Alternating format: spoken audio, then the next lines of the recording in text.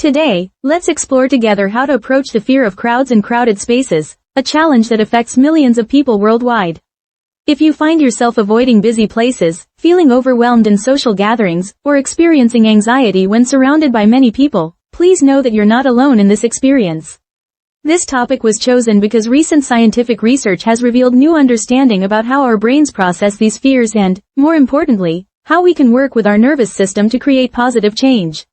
While each person's experience is unique, current research suggests that there are evidence-based approaches that may provide support and hope for those struggling with crowd-related anxiety. The scientific understanding of crowd-related fears has advanced significantly in recent years. Multiple research institutions have identified specific brain regions involved in this type of anxiety, including the amygdala, which processes fear responses, the hippocampus, which handles memory formation, the insular cortex, which processes bodily sensations, and the ventromedial prefrontal cortex, which regulates emotions. Current research suggests that when someone experiences fear in crowded situations, there's often hyperactivity in the amygdala fear center combined with reduced connectivity in the prefrontal regions responsible for emotional regulation. A comprehensive analysis examining over 1,300 neuroimaging studies from the past 25 years revealed important trends in understanding the neural basis of social anxiety and crowd-related fears.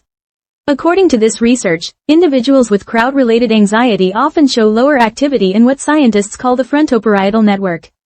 This brain network is crucial for learning from positive experiences and maintaining emotional balance.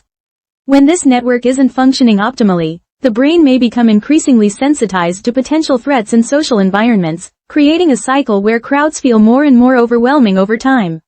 Large-scale clinical studies have found that evidence-based treatment approaches show promising results, with improvement rates exceeding 70% in many trials. The brain's remarkable ability to form new neural pathways, called neuroplasticity, is the foundation for these positive changes. Brain imaging studies demonstrate that successful treatment leads to increased activity in the prefrontal cortex and reduced reactivity in the amygdala when people are exposed to crowd-related situations. This suggests that our brains can literally rewire themselves to respond differently to crowded environments.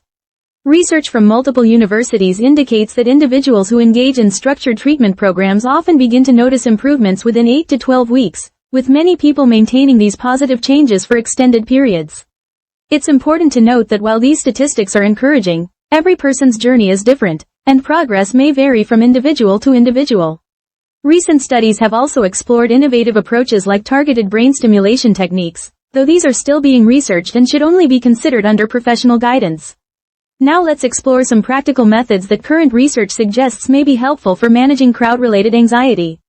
These approaches are based on scientific understanding of how our nervous system works and how we can gradually teach our brain to respond differently to crowded situations. The first method involves systematic desensitization combined with relaxation techniques. This approach works by gradually exposing yourself to crowd-related thoughts and images while maintaining a calm, relaxed state. Start by finding a quiet, comfortable space where you won't be disturbed. Begin with 10 to 15 minutes daily of imagining yourself in progressively crowded environments while practicing slow, deep breathing. You might start by visualizing a small gathering of people you know well, then gradually progress over time to imagining larger groups of unfamiliar people. The reason this method may be effective is that it allows your nervous system to practice responding calmly to crowd-related thoughts before encountering real situations.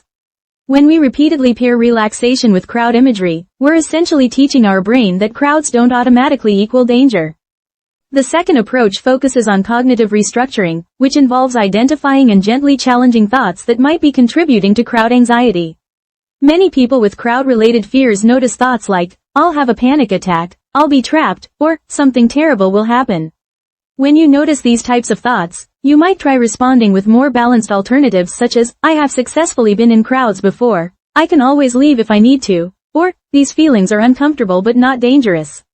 Writing these alternative thoughts down and reviewing them regularly may help reinforce new thinking patterns. This method works because our thoughts and emotions are closely connected, and by gradually shifting our thought patterns, we may also influence our emotional responses to crowded situations. The third technique involves progressive muscle relaxation combined with breathing exercises. This method helps activate your parasympathetic nervous system, which is responsible for the body's natural relaxation response. To practice this, start by tensing and then releasing different muscle groups throughout your body, beginning with your toes and working your way up to your head. Hold the tension for about 5 seconds, then release and focus on the relaxation for 15 seconds. While doing this, practice diaphragmatic breathing by breathing slowly and deeply into your belly rather than your chest. The scientific basis for this approach is that when we consciously activate our body's relaxation response, it naturally counteracts the fight or flight response that often triggers anxiety in crowded situations.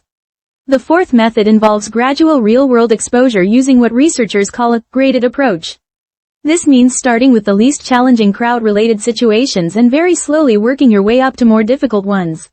You might begin by visiting a small store during off-peak hours, staying for just 15 minutes, and gradually increasing both the crowd density and the duration of your visits over time. The key is to increase difficulty only when your current level feels manageable.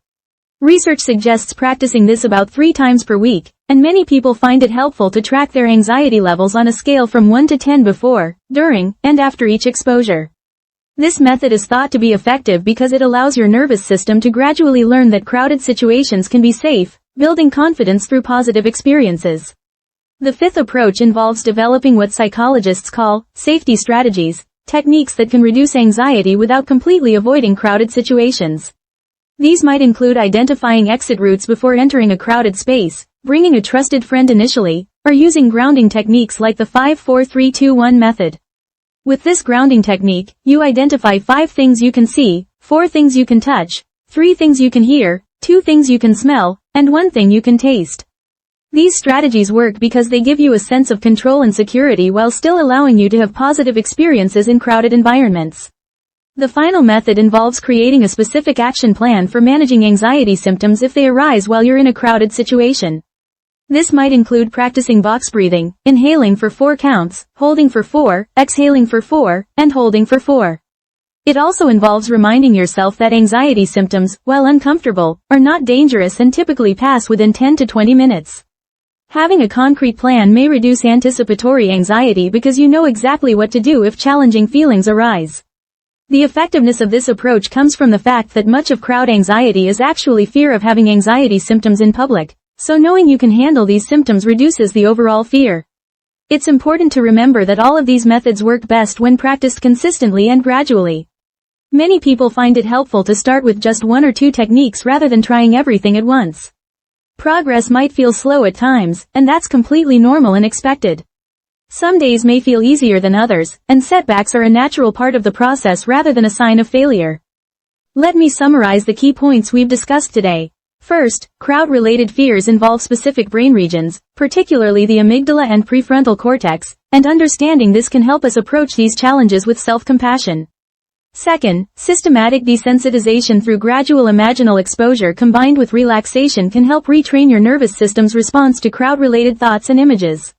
Third, cognitive restructuring involves gently challenging unhelpful thoughts and developing more balanced ways of thinking about crowded situations.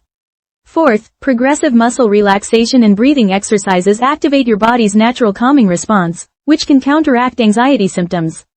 Fifth, gradual real-world exposure using a step-by-step approach allows your brain to learn through positive experiences that crowds can be safe. Sixth, safety strategies and action plans provide a sense of control and preparedness, reducing anticipatory anxiety about being in crowded spaces. These approaches represent hope based on current scientific understanding, though it's important to remember that everyone's journey is unique. Change often happens gradually, and being patient and gentle with yourself is an essential part of the process. If your fear of crowds is significantly impacting your daily life, consider reaching out to a mental health professional who specializes in anxiety disorders, as they can provide personalized guidance and support tailored to your specific situation. Remember that seeking help is a sign of strength, not weakness, and you deserve support in feeling more comfortable and confident in social spaces. May your heart feel a little lighter knowing that positive change is possible, and that many people have successfully learned to feel more at ease in crowded environments. If today's discussion provided any support or insight, please hit the like button to let me know this content was helpful. If you'd like to continue learning about mental health and evidence-based approaches to common challenges, please subscribe to the channel for more supportive content. Thank you for listening until the end today, and may you find moments of peace and confidence as you navigate your own unique journey.